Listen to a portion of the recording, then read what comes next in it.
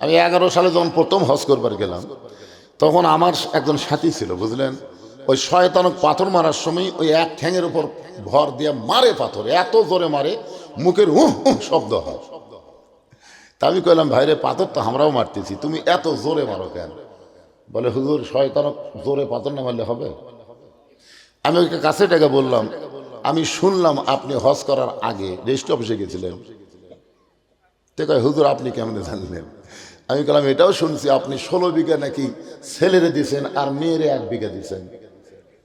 এইটা আপনি কেমনে জানলেন? আমি বললাম, পাগলা, ওই জায়গা পাথর না মেরে তোমাকেই পাথর মারো, কারণ তুমি তো শয়তান। যে আল্লাহর কোরআনের ফারাইজকে অস্বীকার করে নিজের ইচ্ছা মতো বন্টন করে, সেই তো মানবরূপী শয়তান। ওটি পাথর মারা লাভ নেই, এটি মারো। তো যাদের ভিতরেই শয়তান বসে আছে তাদের জবান দিয়ে আল্লাহু আকবার বার হবে না, কারণ শয়তানকে তাড়ানোর একমাত্র মূল মন্ত্র হচ্ছে তাকবীর, আল্লাহু আকবার। জোরে করে কথা হচ্ছে না। এখন যারকে মধ্যে শয়তান বসে আছে, এরকে ভিতর থেকে আল্লাহ আকবার আসবে? এই জন্য বিশ্বাস করেন, যেই দলে আল্লাহ আকবার স্লোগান নাই, ওই দলই হলো শয়তানের দল। ধরে কোন কার দল? ওই দলই শয়তানের। কারণ শয়তানকে তাড়ানোর জন্য কি লাগবে? সুবহানাল্লাহ দিয়ে যতই সুবহানাল্লাহ বলেন, শয়তান আপনার কাছেই বসে থাকবে। আলহামদুলিল্লাহ বললেও শয়তান কাছে বসে থাকবে। আল্লাহ আকবার যত জোরে বলবেন, শয়তান তত দূরে পালিয়ে যাবে। আল্লাহ রাসূল বলেছেন, তাকবীর যদি জোরে হয় তাহলে শয়তান পালানোর সময় পিছন দিক দিয়ে বাতাস বের হবে। রাব্বাকা ফাকাব্বির, আল্লাহ রাসূলকে তাকবীর দেওয়ার হুকুম দিলেন, আর নবীর উম্মত হয়ে ম্যান ম্যানা কন্যা অসুবিধা নাই। কি লিল্লাহি তাকবীর, নারায়ে তাকবীর, আল কোরআনের আলো সংসদে জালো, কোরআন হাদিস যেখানে, দুনিয়ার মুসলমান লিল্লাহি তাকবীর। আশেপাশের জনগণ জানুক যে বক্তা একলা নাই। অনেক তেলতেলা গোয়েন্দার বলে, সন্ধ্যার সময় মানুষ হবি, বলে কি বলে না? সন্ধ্যার সময় ওয়াজ হবি, আসবি খালি টাকা লিবি আর চলে যাবি। আয় আয়, এই শালা তেলতেলারা তো সন্ধ্যার সময় মাহফিলে আসে না। রাতের মাহফিলের চাইতে সন্ধ্যার মাহফিলের জনগণ এখন বেশি হচ্ছে, কারণ রাতে তো সেই শীত পড়তেছে, টপ টপ করে নিয়র পড়তেছে, মানুষ খুঁজে পাওয়া যায় না। আর সন্ধ্যার সময় সব বয়সের মানুষ কোরআনের মাহফিলে আসে। সুবহানাল্লাহ না কেন? হ্যাঁ, আমি যখন উঠছি ঘড়ি ধরে 6টা, যখন নামবো 2 ঘন্টা ওয়াজ করে, রাত্রে 10টার সময় উঠি, 12টার সময় নামি। জনগণকে 12টা বলতে ওয়াজ করলো, 12টা বলতে ওয়াজ করলো, কিন্তু উঠলো কয়টার সময়? ওই তখনও তাই এখনও তাই। কিন্তু মানুষের একটা ভুল বুঝ, বলেন মানুষ কম হয়েছে? আলহামদুলিল্লাহ। একটু মনোযোগ দিয়ে শুনবেন। তাহলে সুন্দর আমল করতে গেলে, আপনারাই বললেন, সুন্দর রাষ্ট্র গঠন করতে গেলে কোরআনের সংবিধান লাগবে। এই কোরআন যখন চালু হবে, তখন বাংলাদেশের নেতা কেমন হবে, কর্মী কেমন হবে, আল্লাহর কোরআন থেকে আমাদের একটু জানার অধিকার আছে না নাই? এই কোরআন দিয়ে যখন বাংলাদেশ চালু হবে, কোরআনের শাসন আমলের একজন নেতার গল্প করি। বাংলাদেশের মতন 96টা দেশ একত্র করলে যত বড় একটা রাষ্ট্র হবে, তত বড় একটা রাষ্ট্রের খলিফা নাম হলো হযরত ওমর। আল্লাহর কোরআন দিয়ে রাষ্ট্র চললে আত্তাকুল্লাহ, আল্লাহর ভয়টা কেমন দেখেন।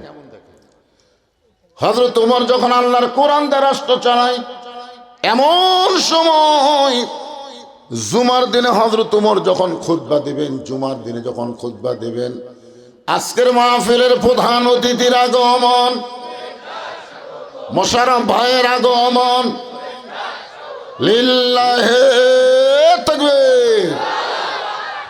হযরত ওমর আল্লাহর কোরআন দিয়ে রাষ্ট্র চালায়। কোরআন দিয়ে যখন রাষ্ট্র চলবে, তখন নেতার ভিতরে তাকওয়া কেমন হবে, এটা বোঝানোর জন্যই বলতেছি। কারণ আমরা কি চাই? সুন্দর আমল করতে চাই। জোরে কোন কি চাই? সুন্দর আমল করতে চাই। ছোট্ট একটা ঘটনা দিয়ে আপনাদের বুঝাইতেছি, একটু মনোযোগ দেন। বাংলাদেশের মতন 96টা দেশের খলিফা হযরত ওমর। বাংলাদেশের মতন কয়টা? 96টা রাষ্ট্রের খলিফা হযরত ওমর। মসজিদের মেম্বরে দাঁড়িয়ে খুতবা দিচ্ছেন। মসজিদের মেম্বরে দাঁড়িয়ে যখন খুতবা দেন, এমন সময় মাঝখান থেকে একজন সাহাবী দাঁড়িয়ে বলতেছে, আমির আল মুমিনিন, আপনার খুতবা আমরা শুনবো না, আপনার খুতবা আমরা শুনবো না। ওমর ফারুক বললেন, আমার অপরাধ কি? সাহাবী বলতেছে, আপনার অপরাধ হলো আমাদেরকে খাটো পাঞ্জাবি দিয়ে আপনি লম্বা জুব্বা পরে খুতবা দিচ্ছেন।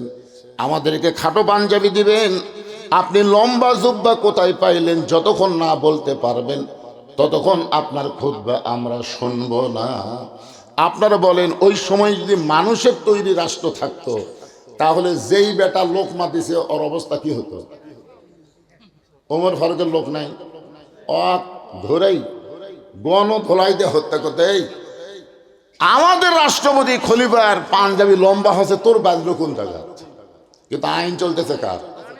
একটু জিকির করেন, লা ইলাহা ইল্লাল্লাহ, লা ইলাহা ইল্লাল্লাহ, জোরে লা ইলাহা, লা ইলাহা ইল্লাল্লাহ মুহাম্মাদুর রাসূলুল্লাহ সাল্লাল্লাহু আলাইহি ওয়াসাল্লাম। আল্লাহর কোরআনের আইন চালু থাকার কারণে ওমর ফারুকের চোখ দিয়ে দর দর করে পানি পড়তেছে। কার ভয়ে? অর্ধ জাহানের খলিফা হযরত ওমরের সাহস কম না বেশি? ওমর ফারুক যে রাস্তা দেয়া যায়, ওই রাস্তা দিয়ে শয়তান 40 দিন যাইতে ভয় পায়। যে ওমর এক সময় ছিল সবচাইতে গরম, কিন্তু যেদিন থেকে মদিনার খলিফার দায়িত্ব পাইছে সেদিন থেকে তিনি হলেন সবচাইতে নরম। জোরে কান সুবহানাল্লাহ। গায়ের জুব্বা লম্বা দেখে খুতবা বন্ধ, খুতবা মানে কি? বক্তব্য, বক্তব্য বন্ধ করে দিয়েছে। এমন সময় আব্দুল্লাহ ইবনে ওমর ফারুকের সন্তান, 30 পারা কোরআনের হাফেজ, বলেন সুবহানাল্লাহ। একজন কোরআনের পড়নেওয়ালার কি গুরুত্ব আমার সভাপতি ভাই আপনাদের বুঝাই দিলেন। ওমর ফারুকের সন্তান 30 পারা কোরআনের হাফেজ। শুধু 30 পারা কোরআনের হাফেজ না, তিনি হাদিসেরও হাফেজ। সুবহানাল্লাহ। বাবার পাশে দাঁড়ায়া চোখের পানি নিয়ে বলতেছেন, রে নবীর সাহাবীরা, আমার বাবার জুব্বা লম্বা দেখে, পাঞ্জাবি লম্বা দেখে তোমরা খুতবা বন্ধ করে দিলাম, কিন্তু আমার দিকে তাকায় দেখো, তোমরা খাটো পাঞ্জাবি হলো তো নতুন পোশাক পরেছ, কিন্তু আমার পরনে নতুন কোনো কাপড় নাই। এমন সময় ওসমান গনি, ওই সময় হযরত ওমর ফারুকের সময় ছিলেন অর্থমন্ত্রী। ওমর ফারুক যখন মদিনার খলিফা ছিলেন, ওই সময় অর্থমন্ত্রী ছিলেন ওসমান গনি। জোরে কান সুবহানাল্লাহ। ওসমান গনি দাঁড়িয়ে বলেন, আব্দুল্লাহ, আজকে জুমার দিনে সবাই নতুন পোশাক পরে নামাজ পড়তে আইছে, আর তুমি পুরাতন কাপড় কেন পরেছ? সবাই যখন নতুন পরেছে, তুমি পুরাতন কাপড় কেন পরলা? আব্দুল্লাহ চোখের পানি বের করে বলতেছে, রে নবীর সাহাবীরা, আমি যদি আজকে নতুন পোশাক পরতাম, তাহলে আমার বাবার জুব্বা লম্বা হতো না। তোমরা সবাই যখন ঘুমায় থাকো, আমার বাবা যেদিন থেকে মদিনার খলিফার দায়িত্ব পাইছে, আমার বাবার চোখে আর ঘুম নাই। এখান থেকে আল্লাহর কোরআন দিয়ে রাষ্ট্র চললে নেতারা ভালো হবে দায়িত্ব পাওয়ার পরে। আগে যাই থাক, কিন্তু দায়িত্ব পাওয়ার পরে তারা কি হবে? ভালো হবে। আর যতদিন আল্লাহর কোরআন চালু না হবে, ততদিন নেতারা ভালো হবে ভোটের আগে। ভোটের আগে নেতারা খুব ভালো হবে, কিন্তু ভোট পাওয়ার পরে নেতাকে আর খুঁজে পাওয়া যাবে না। এরকম অনেক নেতা আছে না নাই? জোরে করে আছে না নাই? ভোটের আগে গরিবের বন্ধু, সমাজসেবক, জনদরদি নেতা গাড়ি ব্রেক করে রাস্তার নামা ফকিরক সালাম দিবি। ফকির চারিদিকে তাকায় বলবে, বাবা কাকে সালাম দিলে? বলে, আপনাকেই দিলাম, আমি তো ভিক্ষা করে খাই। বলে, ভোটের আগে আপনিও যা হামও তাই। নেতার চরিত্র দিকে মনে হবে এর চাইতে ভালো মানুষ দুনিয়াতে কেউ নাই। কিন্তু যেই নেতা ভোট পায় চলে গেল, নেতার থাকবে না এলাকায়, ঢাকায় থাকে, মাঝে মধ্যে ভোটারের কাছে বেড়াবার আসে। চামচার অত্যাচারে গরিব মানুষেরা নেতার ধারতি যাওয়ার পারে না। জোরে কোন ঠিক কিনা? কিন্তু আল্লাহর কোরআন দিয়ে যখন রাষ্ট্র চলবে, তখন নেতা রাস্তাতে গেলে শয়তান 40 দিন যাইতে ভয় পাবে। কিন্তু নেতা যখন খেলাফতের দায়িত্ব পাবে, তখন নেতা এত নরম হবে, সবাই ঘুম পাড়বে আর নেতা চোরের মতন চুপি চুপি কে কোথায় কিভাবে আছে নিজের চোখে দেখবে। সুবহানাল্লাহ কন্যাকার। হ্যাঁ, ওমর ফারুক এরকম দেখতেছেন, হঠাৎ দেখে মরুভূমির মধ্যে তাঁবু টাঙ্গায়া তাঁবুর বাহিরে একজন পুরুষ মানুষ অস্থির হয়ে ঘুরতেছে। তাঁবুর বাহিরে একটা পুরুষ মানুষ অস্থির, কখনো দক্ষিণে যায় কখনো উত্তরে যায়। ওমর ফারুক চিন্তায় পড়ে গেলেন, পুরুষ মানুষ অস্থির হওয়া তো লক্ষণ ভালো না। জান্নাতের মধ্যেও মেয়ে মানুষ অস্থির হয়েছিল, যার নাম হলো হাওয়া। জোরে কোন ঠিক কিনা? আল্লাহ যখন বলেছে ওলা তাকারাবা হাজির সাজারা ফাতাকুনা মিনাজ জালিমিন, ওই গাছের কাছে যায়ও না, এই কথা শোনার পরে অস্থির কে হয়েছে, আদম না হাওয়া? জোরে বলেন। অস্থিরতা নারীদের মধ্যে বেশি হয়, কিন্তু পুরুষের মধ্যে তো এটা হওয়া ঠিক না। ওমর ফারুক চিন্তায় পড়ে গেলেন, এমন অস্থির হয়ে একজন পুরুষ কেন ঘুরতেছে, উত্তর দক্ষিণ করতেছে। ওমর ফারুক তাকে শান্তি দেওয়ার জন্য পৃথিবীর সবচাইতে বড় দোয়া হলো সালাম। পৃথিবীর সবচাইতে বড় দোয়ার নাম কি? এমনকি আপনার যদি কবর জিয়ারত করতে যান, আগে দোয়া পড়বেন না আগে সালাম দেবেন?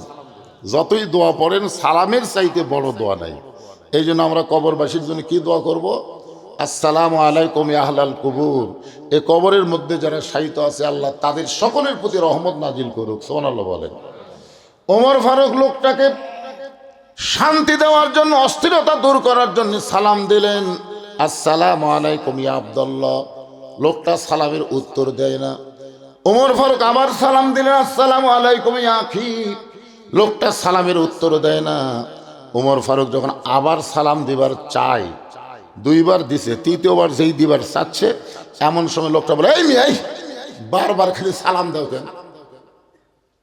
তুমি জানো আমি কি বিপদে আছি? তুমি জানো আমি কি বিপদে আছি? খালি সমানে সালাম দাও। ওমর ফারুক বলে, ভাই আপনি তো অস্থির হয়ে আছেন, আপনাকে শান্তি দেওয়ার জন্যে সবচাইতে বড় দোয়া সালাম। বলে, তোমার সালাম দিয়ে আমার কলিজার আগুন লিখবে না? তুমি কি জানো হযরত ওমর যখন মদিনার দায়িত্ব পাইছে, আল্লাহর কোরআন দিয়ে যখন রাষ্ট্র চলে, তখন প্রত্যেকটা মানুষের জন্য দিনও যা রাতও তাই। জোরে কোন সুবহানাল্লাহ। ওই লোকটা হযরত ওমরকে বলতেছেন যে, তুমি কি জানো ওমর ফারুক যখন কোরআন দিয়ে রাষ্ট্র চালায় তখন প্রত্যেকটা মানুষের জন্য দিনও যা রাতও তাই। আমার গর্ভবতী বউকে নিয়ে আমি অমুক এলাকা থেকে অমুক এলাকায় যাচ্ছিলাম, কিন্তু রাস্তার মাঝখানে আমার বউটার প্রসব ব্যথা যখন বেড়ে গেল, তখন আমি তাঁবু টাঙ্গায়া বউকে তাঁবুর মধ্যে রাইকা বাহিরে অস্থির হয়েছি, ঘুরতেছি যা আমি এখন ধাত্রী পাবো কোন জায়গায়। এখন আমার বউটার প্রসব ব্যথা কেমনে লাঘব হবে, এই চিন্তা যখন করতেছি তখন তুমি সমানে সালাম দাও। ওমর ফারুক লোকটার কপালের ঘাম মুছে দিয়া বুকের মধ্যে টাইনা নিয়ে কানে কানে বলতেছে, ভাইজান তোমার কোনো চিন্তা নাই, আমার বাড়িতে ভালো একটা ধাত্রীর খবর আছে। সুবহানাল্লাহ কন্যাকা। যে লোকটাকে 3 বার সালাম দিছে উত্তর না দিয়ে এই মিয়া কইছে, বর্তমানে মেম্বার যদি হয় আর কান সারতে একটা চড় মারবি। জোরে কর কথা ঠিক কি না? আর অর্ধ জাহানের খলিফা আল্লাহর ভয়। জোরে বলেন কার ভয়? আর আল্লাহর ভয় কখন শুরু হবে? আল্লাহর কোরআন দিয়ে যখন রাষ্ট্র শাসিত হবে, রাষ্ট্র চলবে। ওমর ফারুক বুকের মধ্যে নিয়ে বলতেছে, আমার বাড়িতে একটা ভালো ধাত্রীর খবর আছে, তুমি একটু ধৈর্য ধরো, কারণ ধৈর্যশীলদের সঙ্গে কে থাকে? কতক্ষণ? সব সময় সব বিষয়ে ধৈর্য ধরা যাবে না। আমরা 54 বছর ধৈর্য ধরছি, ঠিক কিনা বলে? হ্যাঁ, আল্লাহ কোরআনে বলতেছেন, ইন্নাল্লাহা মা'আস সাবিরিন। 15.5 বছর বাংলার জনগণ কিন্তু হাসিনার কুশাসনেও ধৈর্য ধারণ করেছিল। জোরে কর ঠিক কিনা? কিন্তু 24 সালে ছাত্ররা দেখলো আর ধৈর্য ধরা যায় না। এই ধৈর্য ধরে থাকলে যে ব্যক্তি সাঁতার জানে না, পানির মধ্যে পড়ে পানি খাচ্ছে, এমন সময় এই ধৈর্যের আয়াত পড়ে লাভ হবে না। ধৈর্য বাদ দেয়, তাকে টেনে তোলা লাগবে, এটাই নিয়ম। জোরে কোন কথা ঠিক কিনা? ঘরে আগুন লাগছে, এখন আপনি পানি ছিটানো বাদ দিয়া ইন্নাল্লাহা মা'আস সাবিরিন ধৈর্যের আয়াত পড়তেছেন, আগুন দিয়ে গোটা এলাকা সারকার হয়ে যাবে। এই সময় ধৈর্য না ধরে আগুন নিভানোর ব্যবস্থা করাটাই সবচাইতে বড় সুন্দর কাজ। জোরে কোন কথা ঠিক কিনা? আল্লাহ বলেছেন লিয়াবলুয়াকুম আইয়ুকুম আহসানু আমালা, তোমাদের সুন্দর কাজের পরীক্ষা করা হবে, সুন্দর আমলের পরীক্ষা করা হবে, সেইটাই আপনাদের সামনে আলোচনা করা হচ্ছে। ওমর ফারুক এক দৌড়ে বাড়িতে গেলেন, অর্ধ জাহানের খলিফা দৌড়ে দৌড়ে বাড়িতে গেলেন। বাড়ির দরজা দিয়ে ডাক দিলেন, আব্দুল্লাহর মা। ওমর ফারুকের ছেলের নাম কি? আব্দুল্লাহর মা। আব্দুল্লাহর মা বলার সঙ্গে সঙ্গে ঘরের দরজা খুলে গেল। ওমর ফারুক চমকে গিয়ে বললেন, বিবিরে, আমি না হয় খলিফার দায়িত্ব পাইয়া মানুষের ঘুম, আমার ঘুমকে বাদ দিয়া মানুষের দুঃখ কষ্ট সারা রাত দেখি, কিন্তু তোমাকে ডাক দেওয়া মাত্রই তুমি দরজা খুললা, কারণ কি? ডাক দেওয়া মাত্রই তুমি দরজা খুললা, আমি না হয় দায়িত্ব পাইছি, আমি রাতের ঘুমকে হারাম করে দিয়ে মানুষের দুঃখ কষ্ট দেখতেছি, কিন্তু তোমাকে ডাক দেওয়া মাত্রই তুমি দরজা খুললা, কারণ কি? ওমর ফারুকের স্ত্রী বলেন, স্বামী গো, যেদিন থেকে আপনি খেলাফতের দায়িত্ব পাইয়া মানুষের দুঃখ কষ্ট নিজের চোখে দেখা শুরু করেছেন, সেদিন থেকে আমি আর ঘুম পারি না। আমি সারা রাত দরজায় দাঁড়িয়ে থেকে আপনার নিরাপত্তার জন্য আল্লাহর কাছে দোয়া করি। কি বুঝলেন? খালি নেতা ভালো হলে চলবে না, তো নেতার বউ ভালো হলে ভালো।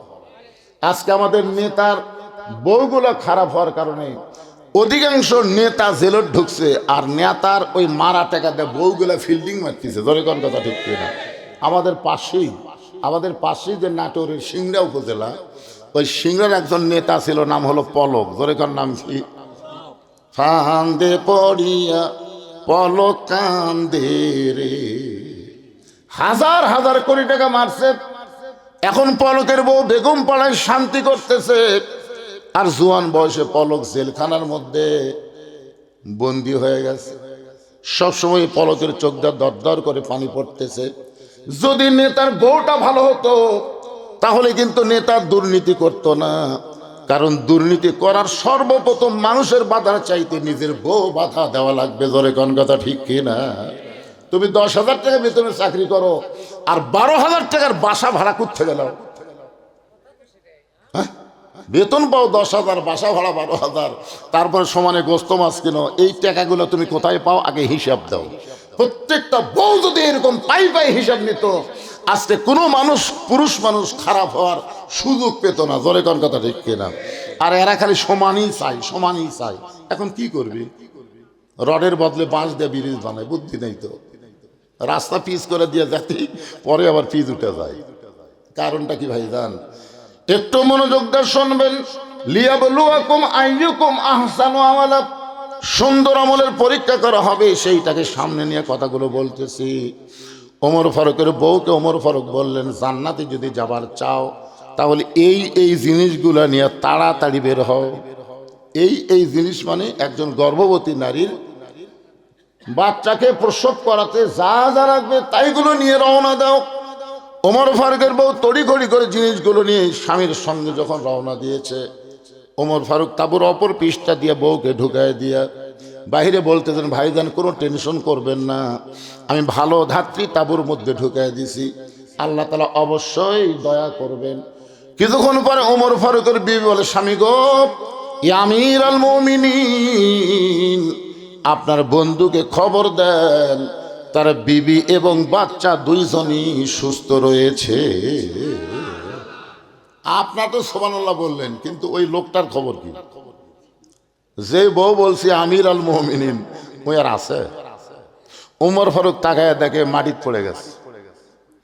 যে ওমর রাস্তাতে গেলে শয়তান 40 দিন যায় না, সে ওমর পরপর 3 বার সালাম দিল, আমি সালামের উত্তর না দিয়ে তার সঙ্গে খারাপ ব্যবহার করলাম, আর তারই বউকে দিয়ে আমার বিবির প্রসব ব্যথা দূর করে দিয়েছে, বাচ্চা খালাস হয়ে গেছে।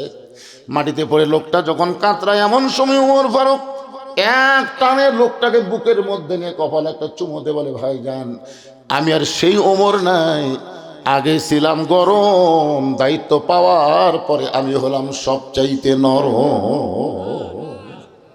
আব্দুল্লাহ বলে, রে নবীর সাহাবীরা, তোমরা সবাই যখন ঘুমাও, এমন সময় আমার বাবা ঘুমায় নাই, চুপি চুপি আমার দরজায় সে ডাক দেয়, আব্দুল্লাহ।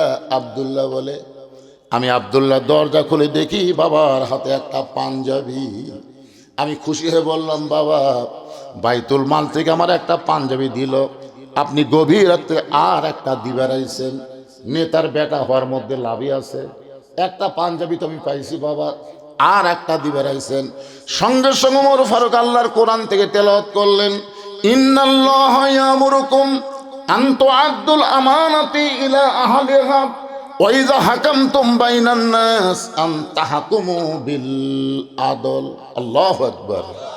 আব্দুল্লাহ, তুমি কি মনে করো তুমি বাইতুল মাল থেকে একটা পাঞ্জাবি পাইছো, আমি আর একটা তোমাকে দিয়ে বেড়াইছি, এর নাম তাকওয়া না, এর নাম ইসলাম নয়।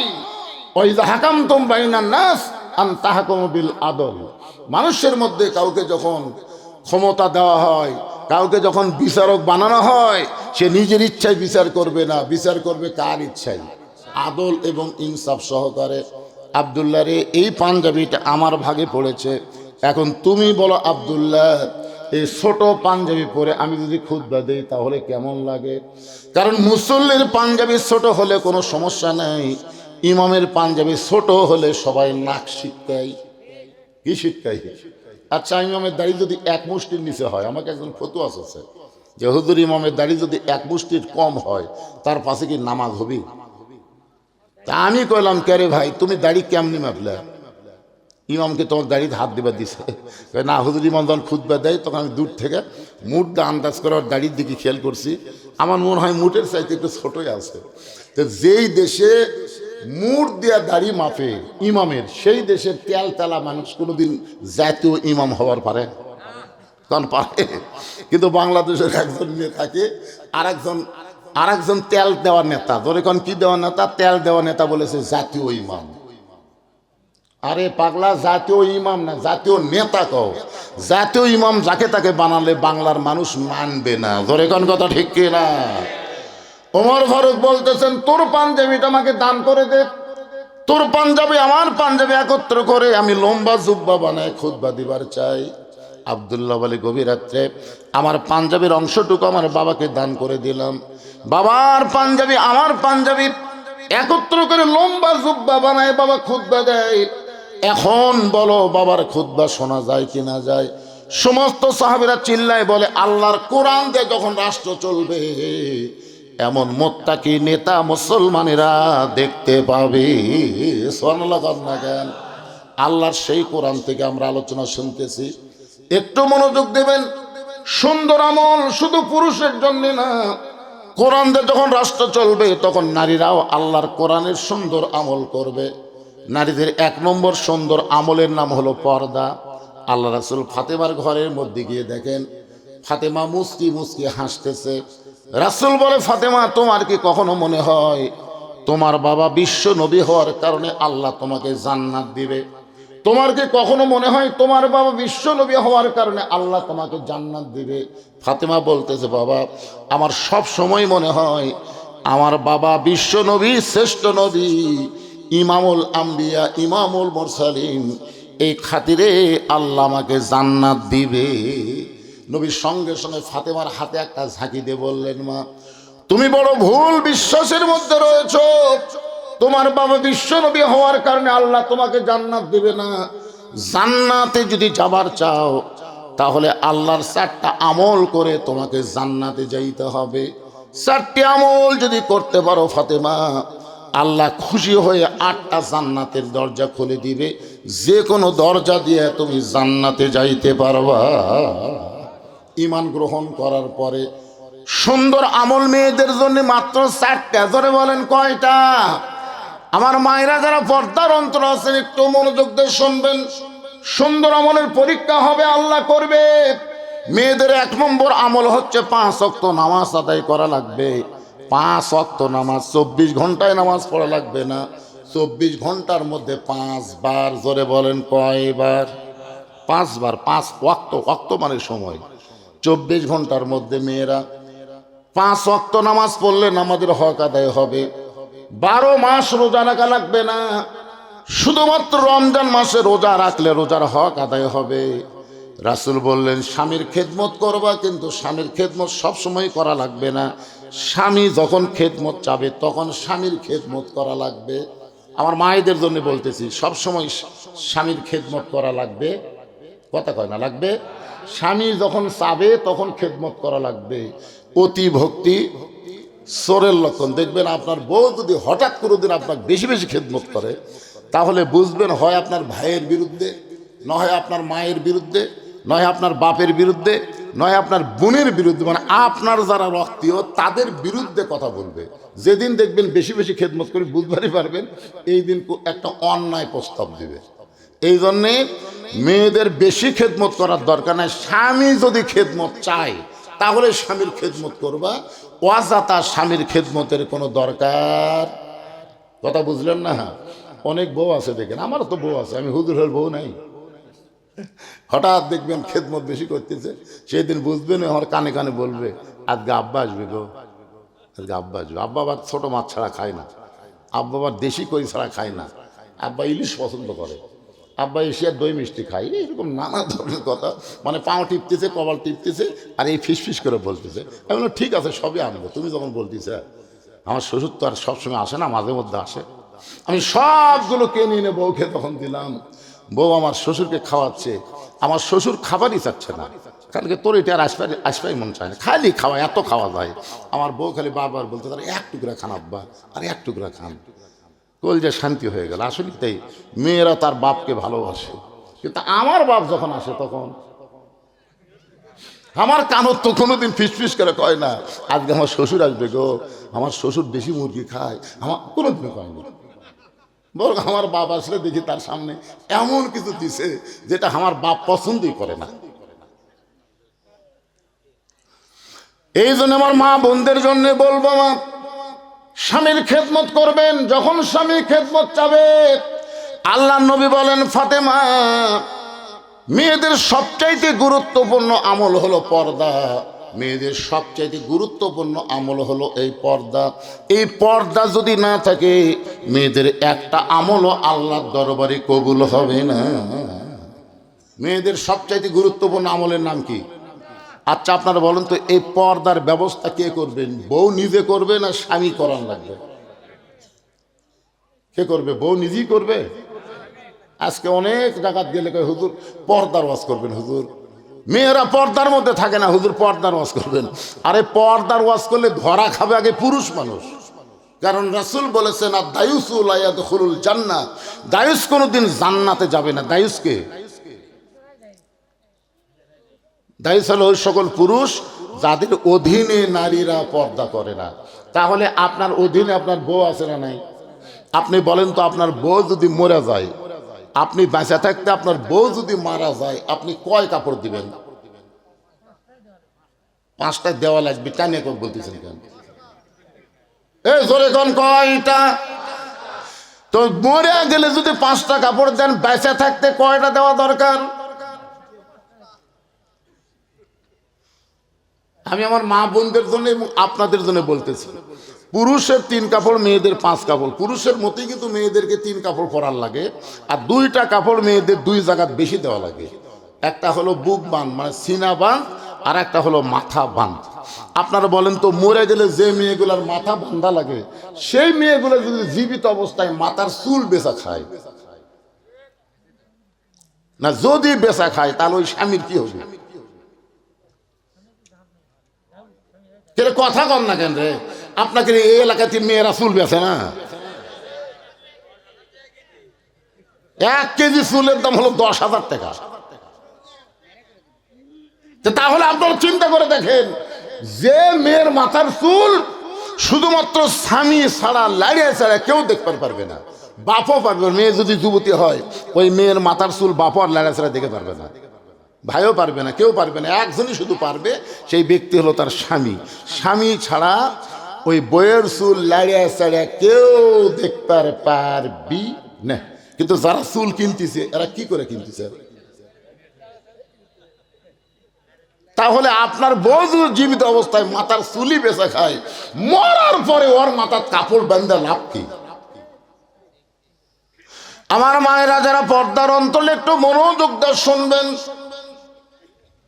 আল্লাহ রাসূল বললেন, ফাতেমা 24 ঘন্টায় সব সময় পর্দার মধ্যে থাকতে হবে। মা সব সময় পর্দার ভিতরে থাকতে হবে। সঙ্গে সঙ্গে ফাতেমার গায়ে একটা ওড়না ছিল, ওই ওড়নাটা মাথার উপর দিয়ে বললেন, বাবা এই মুহূর্তে আমি ফাতেমা পর্দার মধ্যে ঢুকে গেলাম। সুবহানাল্লাহ কন্যা খান। আল্লাহ রাসূল বললেন, ফাতেমা আমি আল্লাহর কাছে দোয়া করি আল্লাহ যেন তোমার পর্দাকে কবুল করে। মেয়ে বলল, এই মুহূর্তে আমি পর্দার মধ্যে ঢুকে গেলাম। আর রাসূল বললেন, আমি দোয়া করি আল্লাহ যেন তোমার পর্দাকে কবুল করে। কিছুদিন পরে আল্লাহ তার নবীকে জানাইলেন, নবী গো, ওই ফাতেমার পর্দাকে আমি আল্লাহ পছন্দ করে ফাতেমার জন্য একটা ডিগ্রি নির্ধারণ করলাম। সেই ডিগ্রিটা হলো সাইদাতুন নিসাই আহলেল জান্নাহ, ফাতেমাতুজ জোহরা। আমি ফাতেমাকে জান্নাতি নারীদের নেত্রী ঘোষণা করে দিলাম। আল্লাহ রাসূল ফাতেমার কাছে এই খবর যখন দিলেন, ফাতেমা বললেন, বাবা পর্দাকে সবচাইতে গুরুত্ব দিয়ে আমি গ্রহণ করলাম। এমনভাবে পর্দাকে ফাতেমা গ্রহণ করলেন, পর্দার মধ্যেই থাকলেন।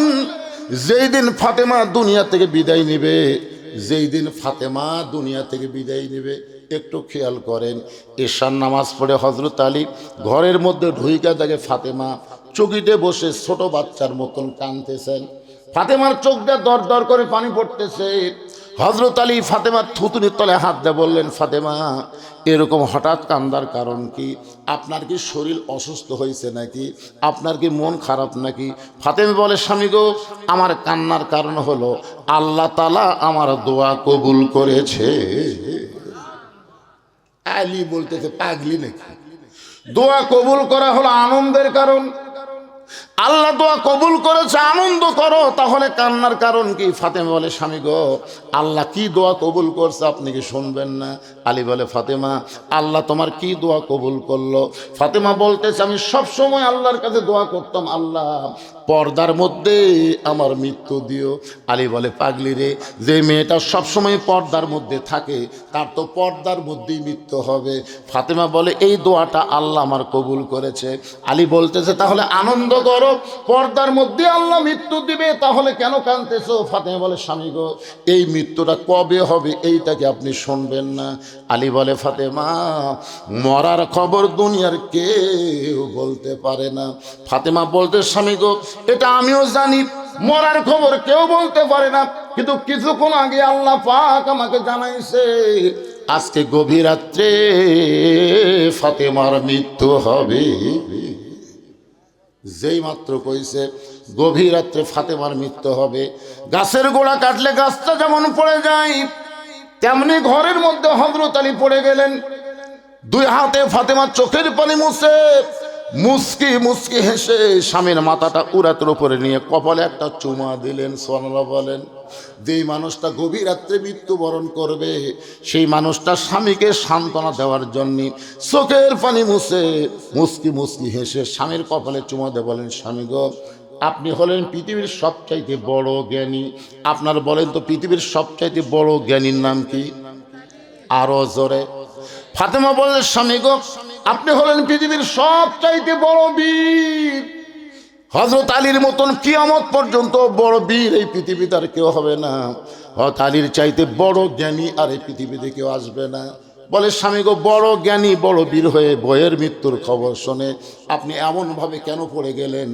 আপনি কি জানেন না এই দুনিয়া থাকার জায়গা না, এখানে আসলে যাইতে হবে। এটা কি সত্যি কথা না মিথ্যা কথা? তাহলে আমি যেই বলবো আসলে, আপনারা বলবেন যাইতে হবে।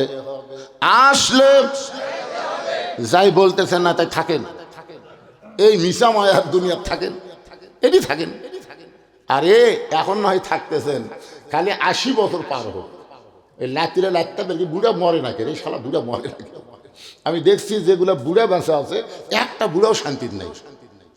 যতদিন কামাই করবার পারবেন ততদিন আপনাকে আপনার আত্মীয় স্বজন, বউ মেয়ে সবাই দয়া করবে। যেদিন থেকে আপনি খাবার শুরু করবেন, কামাই ফুরে যাবে, সেদিন টাকালি বলবে মরে না কে, মরে না কে, কথা কর না কে। তাহলে আসলে যাইতে হবে, এই সত্যি কথা বলতে কাটটুটির বাঁচতেছে, কাটটুটি। আমি যেই বলবো আসলে, আপনার সবাই জবান খুলে বলবেন যাইতে হবে। আসলে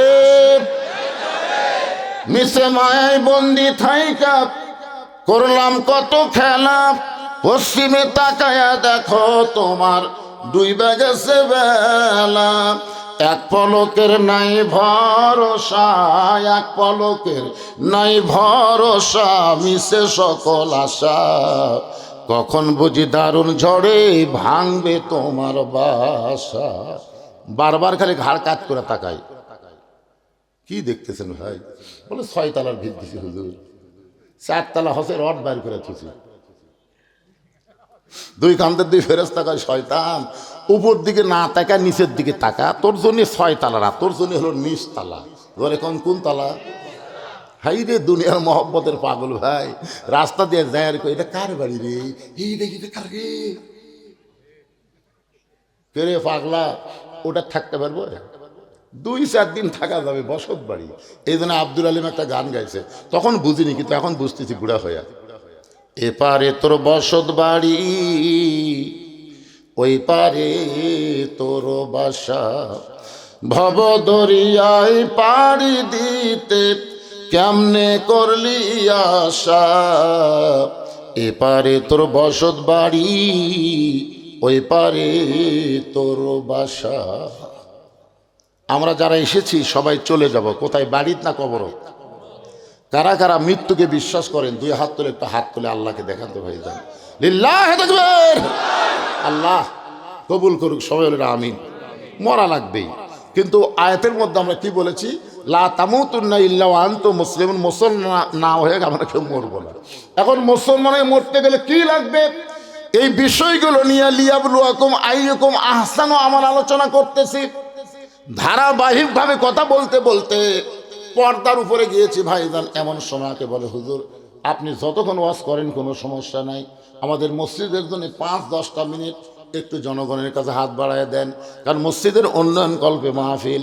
এমন একটা ওয়াজ করছি, আসলে যাইতে হবে, যাওয়াই যখন লাগবে। মৃত্যু আমাদের সকলের সাথে সাথে আছে না নাই? তাহলে সবাই আমার সঙ্গে গুনগুন করে বলেন, কিন্তু যেদিন ডাক পড়িবে কবর মাঝে যাইতে, জোগাড় কিছু করছো বন্ধু তার মাঝে বিছাইতে। কিন্তু যেদিন মানে কোন দিন? যেদিন মানে কোন দিন? তাহলে পকেট থেকে 50 টাকা 100 টাকার বের করেন তো দেখি। আজকে যেটাই দিবেন এটাই হলো কবরের পাথেয়। এটাই আপনার আল্লাহর ঘরে দান করতেছেন। দান করা ছাড়া একজন যদি লাভ দিয়ে ওঠেন, ওই মরার আগে প্যারালাইসিস হবে, লাভ দিয়ে উঠবেন কেন? এতক্ষণ খালি সমানে বসেছেন, উঠবেন না উঠবেন না। আপনাদের কাছে ব্যাগলে যাও, এই ব্যাগলা ফেরি কোথায়? ব্যাগলে যাও, এই ব্যাগলা নামো। 10 টাকা 20 টাকা 50 টাকা 100 টাকা যিনি যা পারবেন আল্লাহর হস্তে, আল্লাহর ঘর মসজিদের উন্নয়ন কল্পে দান করবেন। আল্লাহর ঘরে যে দেয়, আল্লাহ তার জন্য জান্নাতে একটা ঘর বানায় দেয়। আপনি দুনিয়া থেকে জান্নাতের ঘর বানাবেন, এটা কি আর কি মনে করতেছেন? এই জন্য পৃথিবীর শ্রেষ্ঠ দান মসজিদে দেওয়া। সবাই দেন, সবাই দেন। 10 পারেন, 10টা টাকা আপনাদের কাছে নাই, 10 20 50 100 যে যা পারবেন আল্লাহর কাছে দান করবেন। সবাই আল্লাহকে দান করবেন, মসজিদের জন্য আল্লাহর হস্তে দান করবেন। আমার মায়েদের কাছে যাবেন, মায়েদের ওয়াজ কেবল শুরু করছে রে, মায়েদের কাছে যাবেন, মায়েরাও দান করবে ইনশাল্লাহ। এখানে বিজ্ঞাপনে অনেক মহান ব্যক্তিদের নাম আছে অতিথি হিসাবে, তারা সব দিছে না দিবে?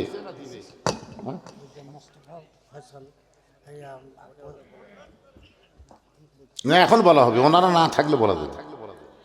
ওই যে মোশাররফ ভাই তোর কানে কানে বলে দিল যে প্রধান বক্তা বলবি, এখন বলা যাবে। প্রধান অতিথি 7টা জাহান্নাম হারাম করে 7,000 টাকা দিছে। আল্লাহ যেন 8টা জান্নাত দেয়, জোরে কেন আমিন। আর প্রধান মেহমান উল্টা করছেন নাকি? প্রধান অতিথি 7,000 আর প্রধান মেহমান 8,000। প্রধান মেহমান ডক্টর ফয়সাল, উনি দিয়েছেন 8,000। আল্লাহ যেন 8টা জান্নাতের মালিক বানায়, জোরে কেন আমিন। কে রে এর নিচে নামে গেল রে? ঠিকই আছে তো? ঠিক আছে তো? ঠিক আছে, আচ্ছা ঠিক। এই 2 জনের তো পাওয়া গেল 8 7 15,000। নিচে যেগুলো আছে বরেণ্য অতিথি, এরা এরা খবর কি? এরকে দিছে তাই না? কম বেশি সবাই দিছে ইনশাল্লাহ। আপনারা একটু দিয়ে দেন ভাই। আপনাদের মধ্যে এমন কোনো আল্লাহর বান্দা নাই যে ব্যাগের মধ্যে না দিয়ে বক্তার হাতে 500 টাকা দিব আল্লাহর ঘরের জন্য, 500 1000 দিব, এরকম নাই? সিমেন্ট, বালু, রড সিমেন্ট বালু টাকা ইত্যাদি। ওরে বাবা, মসজিদের উন্নয়নে রড সিমেন্ট বালু টাকা। আপনারা জানেন মসজিদের উন্নয়নে বাহিরের এলাকা থেকে টাকা আদায় করে মসজিদ হবে না। এই গ্রামের যারা এই পাইকর পাঞ্জো পাড়া এদেরকে রড সিমেন্ট দেওয়া লাগবে। এই গ্রামের যারা প্রত্যেক গ্রামে গ্রামে একটা করে মসজিদ আছে না নাই, দরকার আছে না নাই, তাহলে তোমাদের গ্রামে মসজিদ তোমরাই বানাবা। বাইরের লোকের টাকা দিয়ে মসজিদ বানানোর হাউস পালা ঘুরতে গেছে। বাইরের লোকেরা টাকা দিলে চট হবি, কার্পেট হবি, মসজিদ হবি না। বাইরের লোকেরা যে টাকা দিবি চট হবি, চট শীতের দিনে একটা কার্পেট হবি, কিন্তু মসজিদের ছাদ ঢালাই বাইরের লোকের টাকা দিয়ে। এই গ্রামের লোক কোথায় রে? এই মসজিদের সভাপতিকে, মসজিদের সভাপতি, মসজিদের সভাপতি, সেক্রেটারি, ক্যাশিয়ার, আপনারা পাইকর পাঞ্জুয়া পাড়ার কারা কারা আছেন হাত তোলেন তো। এই পাড়ার যারা, এই মসজিদের যারা মুসল্লি তারা একটু হাত তোলেন তো, কয়েকজন আছেন? এ ভাই হাত তুলি দেওয়া লাগবে না রে, হাত তুলি কি হবে?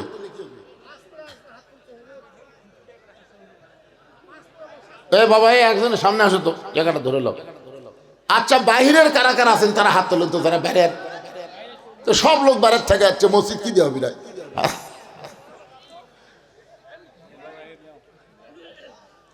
খাতা কলম নিয়ে লেখো, এখন লেখা শুরু করো। এই যে কয়েকজন হাত তুলছেন, আপনারা সিমেন্ট দেন তো দেখি, বলেন 5 বস্তা 10 বস্তা সিমেন্ট দেবেন। আপনার তো এই পাড়ার মসজিদেরই মুসল্লি, দেন। মসজিদ তো খুবই সুন্দর দেখলাম, আবার সিমেন্ট দিয়ে কি করবি এরা? ও দোতলা বানাবি রে, লোক আটতেছে না। ফজরের খবর কি? যেই নামাজ মসজিদে না পড়লে মুনাফিক হবি, সেই নামাজ হলো ফজর আর এশা। এখন বলেন তো ফজর আর এশার খবর কি? লোক তো আটতেছে না, এলা কি লোক রে? ফাওয়াইলুল লিল মুসাল্লিন আল্লাযীনা হুম আন সালাতিহিম সাহুন। যেদিন আল্লাহর কোরআনটা বাংলাদেশ চলবে, সেদিন থেকে জুমায় যেমন মুসল্লি হবে, ফজরেও তেমন মুসল্লি হবে। মানে জুমার দিনে যেমন মুসল্লি হবে, ফজরের নামাজে একই মুসল্লি হবে। তখন নামাজ বাদ দিয়ে পড়ার সুযোগ নাই, তখন নামাজ পড়া থাকবে না, নামাজ কায়েম হবে। জোরে কোন কথা ঠিক না? কায়েম মানে প্রতিষ্ঠা পাওয়া। এখানে যত মানুষ আপনারা আইছেন, সমস্ত মানুষ কাপড় পরে আইছেন, কারণ কাপড় পরাটা আমাদের দেশে কায়েম হয়ে গেছে। সবাই কাপড় পরে, কাপড় পরাটা সমাজের মধ্যে কায়েম হয়ে গেছে। আপনারা বলেন তো, আপনাদের মধ্যে একটা ন্যাংটা মানুষ, উলঙ্গ মানুষ যদি কেউ আসে, আপনারা কে কাছে বসাবেন? এই ন্যাংটা মানুষকে কে বসাবেন কাছে? হয় তাড়ায় দিবেন, না হয় কাপড় পরাবেন, যে কোনো একটা করা লাগবে। জোরে কোন ঠিক না? যেদিন বাংলাদেশে নামাজ কায়েম হবে, সেদিন বেনামাজিকে ন্যাংটার মতন মনে হবে, ন্যাংটা। এখন যারা নামাজ পড়ে না, ন্যাংটা মনে হয়, মনে হয় না। কারণ কি? নামাজ কায়েম হয়নি। আল্লাযীনা ইম্মাক্কান্নাহুম ফিল আরদ। মুসলমানের মধ্যে কাউকে যখন ক্ষমতার চেয়ার দেওয়া হবে, ক্ষমতার চেয়ার পাওয়ার সাথে সাথে তার 1 নম্বর দায়িত্ব হলো আকামুস সালাত, নামাজ কায়েম করা। জোরে বলেন, কি কায়েম করা? মসজিদের উন্নয়ন করা। শুধু উন্নয়ন করা না, নামাজের মুসল্লি কালেকশন করা। আমি এই পাইকর পাঞ্জুয়ারা ভাইদের বলবো, আপনারা যারা এখানে উপস্থিত আছেন, আপনাদের মধ্যে 2-1 হাত তুলে বলেন না, হুজুর দোতলা করার জন্য আমি 1000 ইট দিব, আমি 10 বছর সিমেন্ট দেবো, বলেন। লগত না হোক, বাকি তো খাতা কলম তো বাকির জন্য। লগতকে দিল না, এই 500 টাকা দিচ্ছে, এটা এই পাড়ার লোক না, বাইরের লোক, পাইকরের লোক। বর্তমান মেম্বার তো রানিং মেম্বার, এটা কি দিলেন? ও আচ্ছা, এই ওয়ার্ডের না। হ্যাঁ, এ ওয়ার্ডের লয়, এ ওয়ার্ডের মেম্বার দাওয়াত দেয়নি, দাওয়াত দিতে আসেনি। এ একটা লোক এখানে কয়টা হাত তুললো, আপনার কিছুই কর না যায়। কারণ বলেন বলেন, দোতলা করবে, বুঝেন না? কে শরীফুল কোনটা সেটা? ঠিকানা বলেন, ঠিকানা বলবেন। তো শরীফুল চেনে না, এই গ্রামের ছেলে। শরীফুল ইসলাম 2000 টাকা পাইকর পাঞ্জু পাড়া। ধরে বলেন মারহাবা। এই শরীফুলের সাথে তাল লাগায় আর একজন বলেন, হুজুর আমিও 5000 দেবো। একটু বলেন বলেন, আল্লাহর রাস্তায় বলেন। হ্যাঁ, রড দেন, রড রড দিবে। আচ্ছা 10 কেজি রড দেন তো, আপনি নাম লেখান 10 কেজিতে। বলেন বলেন বলেন।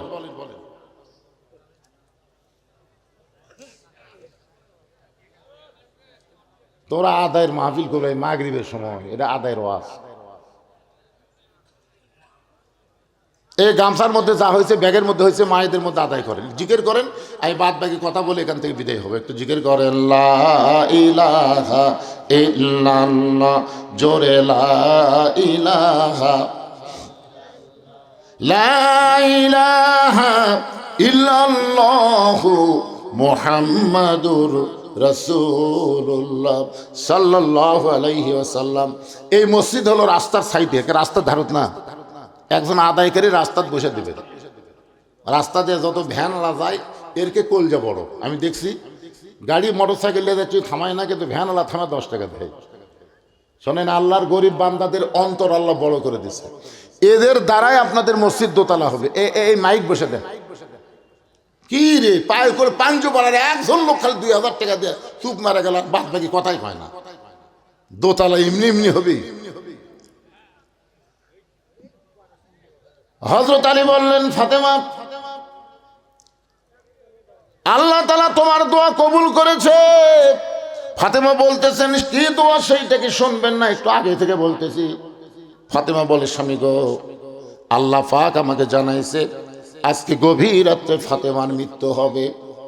গাছের গোড়া কাটলে গাছটা যেমন পড়ে যায়, হযরত আলী তেমনি পড়ে গেলেন ঘরের মাঝায়। সঙ্গে সঙ্গে ফাতেমা চোখের পানি মুছে মুচকি হাসি দিয়া স্বামীর মাথাখানা উরাতের মধ্যে নিয়ে কপালে একটা চুম্বন দিয়ে বলে, স্বামী গো, এমন করে আপনি পড়েছেন কেন? আপনি কি জানেন না আপনি হলেন পৃথিবীর সবচাইতে বড় জ্ঞানী, সবচাইতে বড় বীর।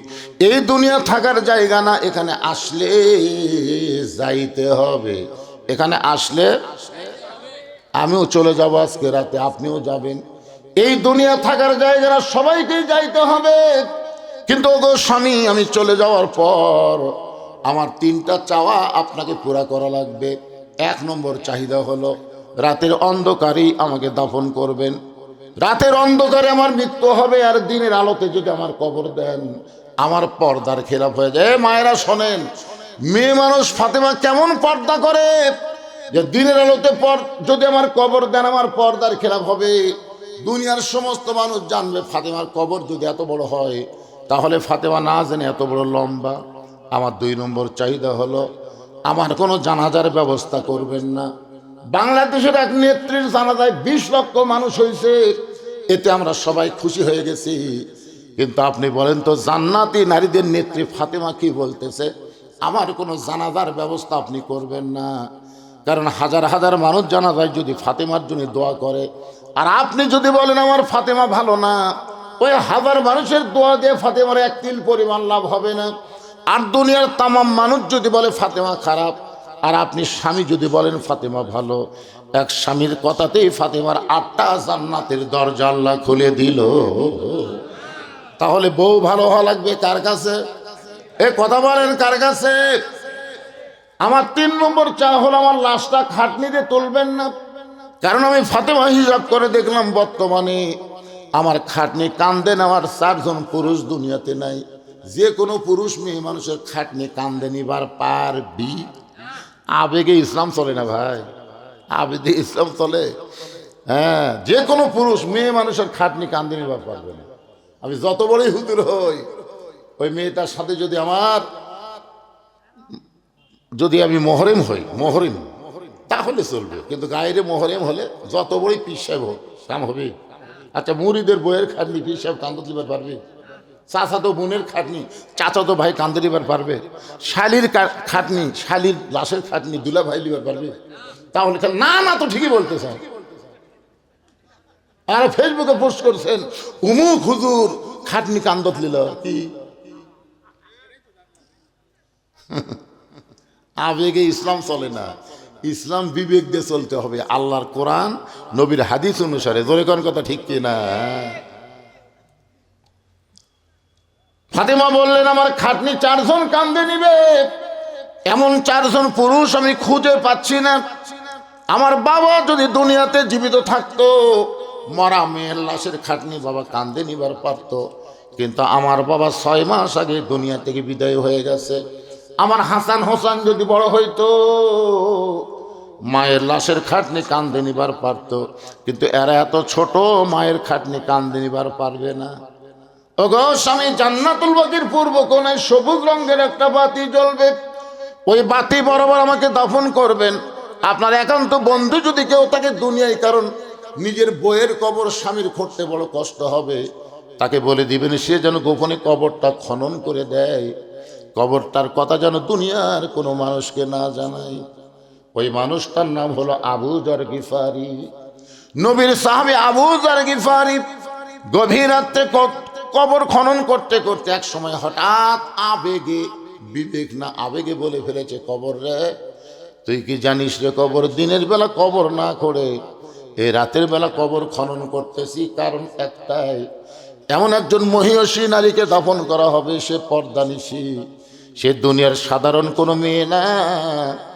আল্লাহ নবীর মেয়ে হওয়ার পরেও নবী তাকে মায়ের মতন ভালোবেসেছে। সুবহানাল্লাহ না কেন?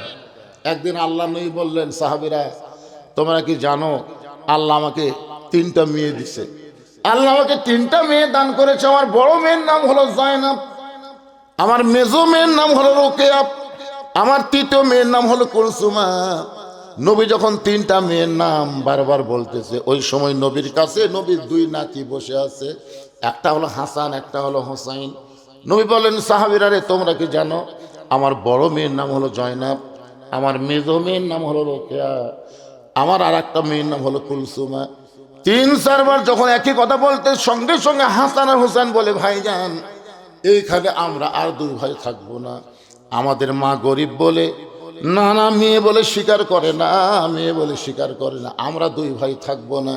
এই বলে হাসান হোসেন যখন যাবার চায়, আল্লাহ নবী 2 জনকে বুকের মধ্যে নিয়ে বলে, হাসান হোসেন যে তোদের মা ফাতেমা আমার মেয়ে না, তোদের মা ফাতেমা হইল আমার মা।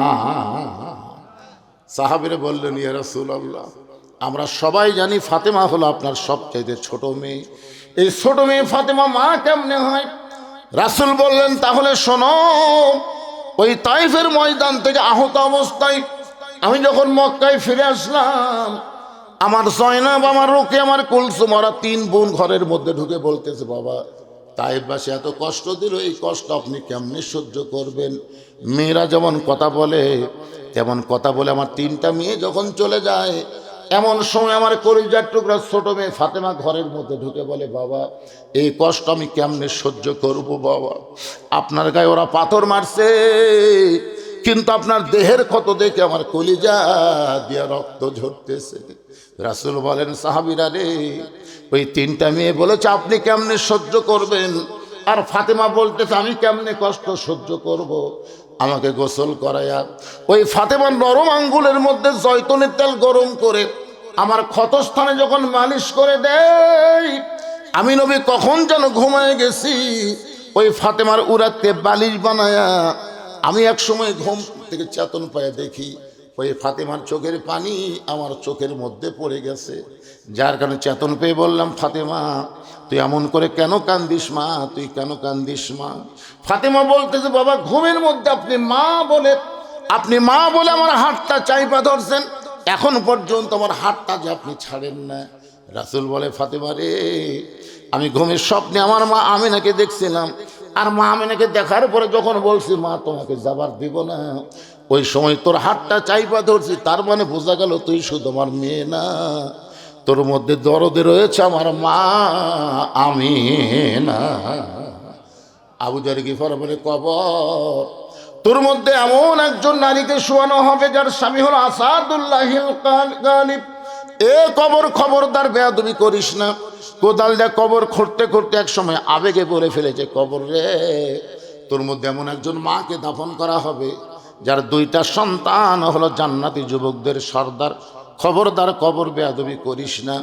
এই কথা বলে আবার যখন কোদাল মারতে চায়, এমন সময় কবরের মধ্য থেকে আওয়াজ আসতেছে, আবু যর এই কবরকে সাবধান না করে বরং যারা এই কবরের মধ্যে আসবে তাদেরকে সাবধান করে দিও। আমি কবর কার মা, কার মেয়ে, কার বিবি এইটা দেখব না, আমি কবর দেখব, আমল যদি ভালো হয় লিয়াবলুয়াকুম আইয়ুকুম আহসানু আমালা, যে সুন্দর আমলের পরীক্ষা করা হবে, আমল যদি সুন্দর হয় কবর তার জন্য জান্নাতের বাগান হয়ে যাবে, আর আমল যদি খারাপ হয় কবর তার জন্য জাহান্নামের গর্ত হয়ে যাবে। আমরা সবাই কবরে যাব ভাইজান। আমরা পুরুষ মানুষ যারা এখানে আছি, আমাদের সবচাইতে 1 নম্বর আমল হলো নামাজ। জোরে বলেন 1 নম্বর আমল কি? আপনি যখন নামাজ নিয়ে, মনে করেন আপনি এশার নামাজ পড়ছেন, ফজরের আগে আপনার মৃত্যু হয়ে গেল। আপনি ফজর নামাজ পড়ছেন, জোহরের আগে আপনার মৃত্যু হয়ে গেল। আপনি নামাজ নিয়ে কবরে গেলেন। কবরে মুনকির নাকির প্রথম এসে কি প্রশ্ন করবে? মান রব্বুকা প্রশ্ন করবে। যখন আপনাকে প্রশ্ন করবে মান রব্বুকা, তোমার রবকে, আপনি তো শুয়েই থাকবেন। আপনার পক্ষে নামাজ দাঁড়িয়ে যাবে। নামাজ দাঁড়িয়ে বলবে, এই মুনকির নাকির, কাকে রব সম্পর্কে প্রশ্ন করতেছ? বলে যাই শুয়ে আছে তাকে প্রশ্ন করতেছি। তাহলে আমি কে? বলে আপনি কে? আমি তো জানি না। আরে পাগলা, আমি হলাম ওই ব্যক্তির নামাজ যাকে রব সম্পর্কে প্রশ্ন করতেছ। ও সারা জীবন কত রাকাত নামাজ পড়ছে তোমরা হিসাব জানো? মুনকির নাকির কয় আমরা তো হিসাব, এই প্রতিদিন কয় রাকাত নামাজ পড়ছে হিসাব জানিস? প্রতিদিন 5 ওয়াক্ত পড়ছে, কয় রাকাত পড়ছে? তো 17 রাকাত হলো ফরজ, সুন্নত 12 রাকাত, বেতের 3 রাকাত, নফলতা আছে। এত হিসাব মুনকির নাকির জানে? তখন ভাই আমরা মান রব্বুকা প্রশ্ন করতেছি আর তুমি নামাজের রাকাতের হিসাব। আরে পাগলা, মসজিদে গিয়া নিয়ত করার সাথে সাথে আল্লাহ আকবার কয়ে কি শুরু করছে? আলহামদুলিল্লাহি রব্বিল আলামিন। তারপর রুকুত যা বলেছে সুবহান রব্বিয়াল আযীম, সেজদায় গিয়ে বলেছে সুবহান রব্বিয়াল আলা। তাহলে এতবার রব রব রব রব করে দুনিয়ার থেকে কেবল আসে কবরের মধ্যে একটু আরামের ঘুম দিছে, আবার রব আবার রব। মুনকির নাকির কয় আল্লাহ তোমার বান্দাকে মান রব্বুকা প্রশ্ন করার সাথে সাথে নামাজ যে খেপা খেপছে, আমরা এখন করব কি? আল্লাহ বলে যে নামাজ নিয়ে কবর যাচ্ছে, তার শুধু রবের উত্তর না, সব উত্তর হয়ে গেছে। ধরে কর সুবহানাল্লাহ। এই জন্যে ভাইজান, এই রজব চাঁদে আল্লাহ নবীকে নামাজ দিয়েছে। নামাজ পাইছে নবুয়তের 10ম বছরে। এরপরও নবী 3 বছর মক্কায় ছিল, নামাজ কায়েম করতে পারেনি। নামাজ কায়েম করতে পারেনি। নামাজ চোরের মতন পড়িছে। নবী এক সময় আল্লাহকে বলল, আল্লাহ আপনি যত জায়গায় নামাজের কথা বলেছেন প্রত্যেক জায়গায় বলেছেন আকিমুস সালাত, নামাজ কায়েম করো, কিন্তু মক্কার যে পরিবেশ নামাজ তো কায়েম হচ্ছে না। আল্লাহ বললেন আপনি হলেন ইমাম আর আবু জেহেল হলো নেতা। যেই দেশে ইমাম ভালো হবে, জালেম নেতা হবে, ওই দেশে নামাজ পড়া লাগবে, নামাজ কায়েম হবে না। যতদিন বাংলাদেশে ইমাম ভালো থাকবে, জালেম নেতা হবে, ততদিন বাংলাদেশেও নামাজ কায়েম হবে না। বরং যিনি ইমাম হবে তাকেই নেতা হওয়া লাগবে, তাহলে আগামীতে বাংলাদেশে নামাজ কায়েম হবে। জোরে কোন কথা ঠিক কিনা? মসজিদের উন্নয়নে মাহফিল মানে কি? নামাজ কায়েম করার মাহফিল করা লাগবে। সবচেয়ে সুন্দর আমল হলো আল্লাহ যেন বাংলাদেশে নামাজ কায়েমের একটা সুব্যবস্থা করার তৌফিক দিয়ে দেয়। সব দেখা হলো শেষ। আগামীতে আমরা দেখতে চাই আল্লাহর কোরআনের নামাজ কায়েমের বাংলাদেশ। কারা কারা দেখতে চান? আল্লাহকে একটু হাত দেখান তো দেখি। লিল্লাহ তাকবীর। হাত নামান, হাত নামান, হাত কেউ কেউ আবার আরে যেভাবে তুলছেন তার ইমানও সেই রকম, অসুবিধা কি? টান টান করে তুলুক। মান সাআলাল্লাহু তাআলা আশ-শাহাদাতা বিসিদকিন বাল্লাগাহুল্লাহু মানাজিলা শুহাদা ওয়া মাতা আলা ফিরাশিহি, রাওয়াহুল বুখারী কিতাবুল মাগাজি। আল্লাহ রাসূল বলেন, কোন ব্যক্তি যদি চায় আল্লাহর কোরআনের বিজয়, এই কোরআনের বিজয় নামাজের কায়েমের বিল পাস করতে গেলে প্রয়োজন হলে জীবন দিয়ে শহীদ হব, এরকম নিয়ত যদি কেউ করে, তারপরেও ওই মাতা আলা ফিরাশিহি, সে যদি নিজের বিছনায়ও মারা যায়, বাল্লাগাহুল্লাহু মানাজিলা শুহাদা, হাসরের ময়দানে আল্লাহ তাকে শহীদদের কাতারে দাঁড় করায়া দিবে। তাহলে আমরা নামাজ কায়েমের জন্য আল্লাহর কোরআনের রাষ্ট্র চাই। হাত তুলে আল্লাহকে দেখালাম, আমাকে নিয়তের কথা আল্লাহ জানালাম। ধরে কোন কথা দেখতে, এখন আল্লাহ যা করবি তাই। আমাকে করার কিছু আছে ভাই? যদি আল্লাহ কয় আরো 10 বছর পরে হবি, আরো 15 বছর পরে হোক, আমাদের চেষ্টা থাকবে। ধরে কোন কথা, চেষ্টা থাকা লাগবে না? আমাদের চেষ্টা থাকবে। এরকম মনে করেন না এই বছরে হয়ে যাবে, একটা আশা করতে পারি। আশা করতে তার দোষ নেই। আশা করতে কোনো দোষ আছে? নিয়ত করি, আশা করি, আল্লাহ কবুল করুক। ভাই আমার তো আগেই বক্তব্য দিচ্ছে, এখন মোনাজাত হবে। এশার নামাজের আজান অনেক আগেই হয়ে গেছে। মোনাজাতের পরে ইনশাল্লাহ আপনারা সকলে নামাজ পড়বেন। আল্লাহুম্মা আমিন। আল্লাহুম্মা আনতাস সালাম ওয়া মিনকাস সালাম তাবারাকতা ইয়া যাল জালালি ওয়াল ইকরাম। আয় আল্লাহ তাআলা পাইকর পাঞ্জুয়া পাড়া জামি মসজিদকে কেন্দ্র করে আজকের এই জান্নাতের বাগান লাগছে আল্লাহ। যারা কষ্ট করে মেহনত করে এত সুন্দর আয়োজন করলো, তাদের সকলের আমলকে তুমি সুন্দর করে দাও আল্লাহ। আয় আল্লাহ তাআলা এই মসজিদকে কিয়ামত পর্যন্ত কবুল করো। তোমার মসজিদকে মহব্বত করে নগদে বাকিতে যারা দান করলো করবে, আল্লাহ সব দানগুলোকে জান্নাতের বিনিময় হিসাবে কবুল করে নাও। আয় আল্লাহ তাআলা আজকের মাহফিলের সম্মানিত সভাপতিকে আল্লাহ তুমি কবুল করো। আজকের মাহফিলের সহসভাপতিদের আল্লাহ তুমি কবুল করো। আজকের মাহফিলের প্রধান অতিথি আমার মোশাররফ ভাইকে কবুল করো। আজকের মাহফিলের প্রধান মেহমান ডক্টর ফয়সাল পারভেজকে আল্লাহ তুমি কবুল করো। আয় আল্লাহ তাআলা কে কোন নিয়তে হাত তুলেছে আল্লাহ সকলের নেক নিয়ত নেক আশাকে আল্লাহ তুমি কবুল করো। আমরা যারা হাত তুলেছি সবাই বলেন রব্বির হামহুমা কামা রব্বায়ানি সগীরা। আমাদের দুঃখিনী বাপ মা যাদের কবরে গেছে আল্লাহ মেহেরবানি করে বাপ মার কবরকে জান্নাতের টুকরা কবুল করো। আমার মা বোনদেরকে পর্দানিশি কবুল করো। আমার বাপ ভাইদেরকে আল্লাহ 5 ওয়াক্ত নামাজি হওয়ার তৌফিক দিয়ে দাও আল্লাহ। এই মসজিদ কমিটির সম্মানিত সভাপতি, মসজিদ কমিটির সহসভাপতি, মসজিদ কমিটির সেক্রেটারি, মসজিদ কমিটির কেশিয়ার, এই মসজিদের খতিব, মসজিদের ইমাম, মসজিদের মুয়াজ্জিন, মসজিদের মুসল্লি আল্লাহ সকলকেই কবুল করো। আমি অসুস্থ, আমার মতো অসুস্থ অবস্থায় যারা হাত তুলেছে আল্লাহ সবাইকে সুস্থতার নিয়ামত দান করে দাও। যেদিন আমাদের মৃত্যু হবে দিনটার যেন জুমার দিন হয়, মাসটা যেন রমজান মাস হয়। আল্লাহুম্মা বারিক লানা ফি রজব ওয়া শাবান ওয়া বাল্লিগনা রমাদান। আল্লাহ আগামী রমজান পর্যন্ত আমাদের হায়াতকে বাড়ায় দাও। রজব এবং শাবানের বরকত আমাদেরকে দান করে দাও আল্লাহ। সুবহান রাব্বিকা রাব্বিল ইজ্জাতি আম্মা ইয়াসিফুন ওয়া সালামুন আলাল মুরসালিন ওয়ালহামদুলিল্লাহি রাব্বিল আলামিন। ওয়াজাল আখিরাতি কালিমাতুনা ইনদাল মাউতি লা ইলাহা ইল্লাল্লাহু মুহাম্মাদুর রাসূলুল্লাহ সাল্লাল্লাহু আলাইহি ওয়াসাল্লাম। আসসালামু আলাইকুম ওয়া রাহমাতুল্লাহি ওয়া বারাকাতুহু।